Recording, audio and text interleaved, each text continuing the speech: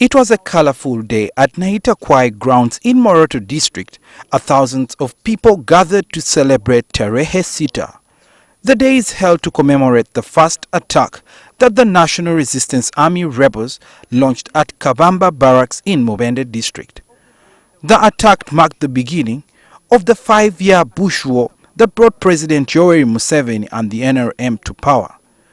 We knew that although we had 27 armed people, that represented millions of potential soldiers.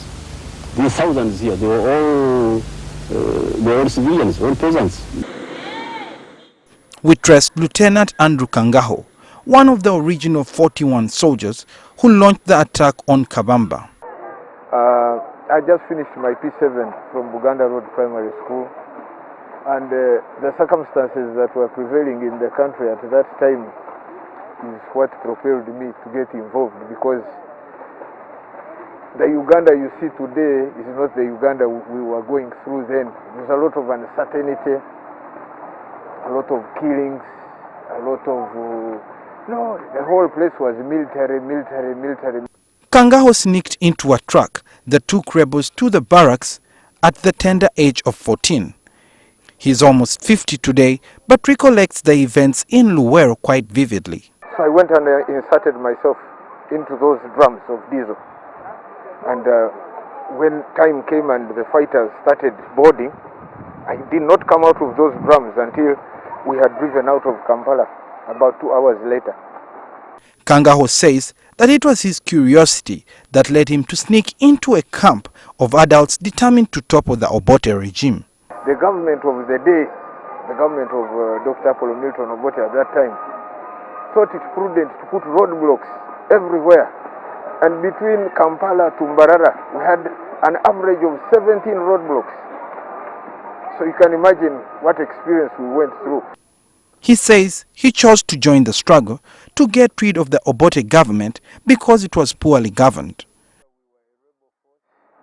And we were fighting an established government which had a government machinery, it had the resources, it had the manpower, it had the ammunition. So at that time we could not afford to put up a spirited fight.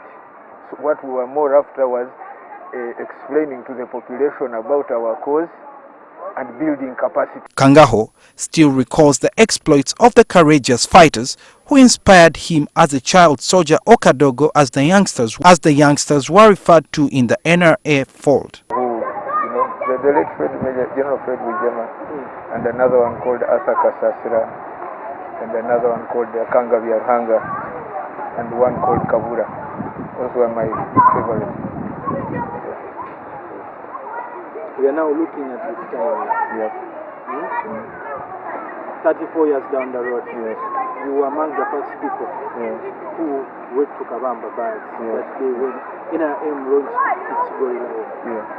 34 years down the road, everything has changed. We are seeing peace here in the country. We are seeing some bit of restoration and order in our society. What do you have to say about?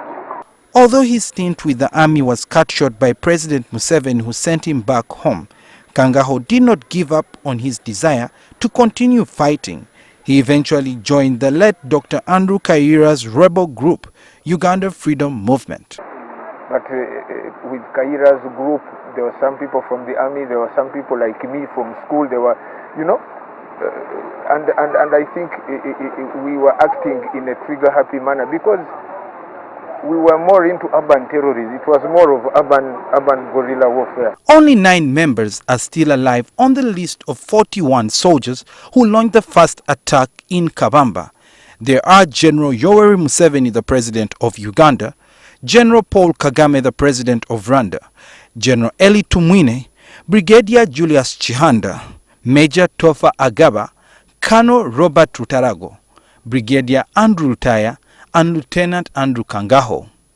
Suhail Mugabi, NTV, Weekend Edition.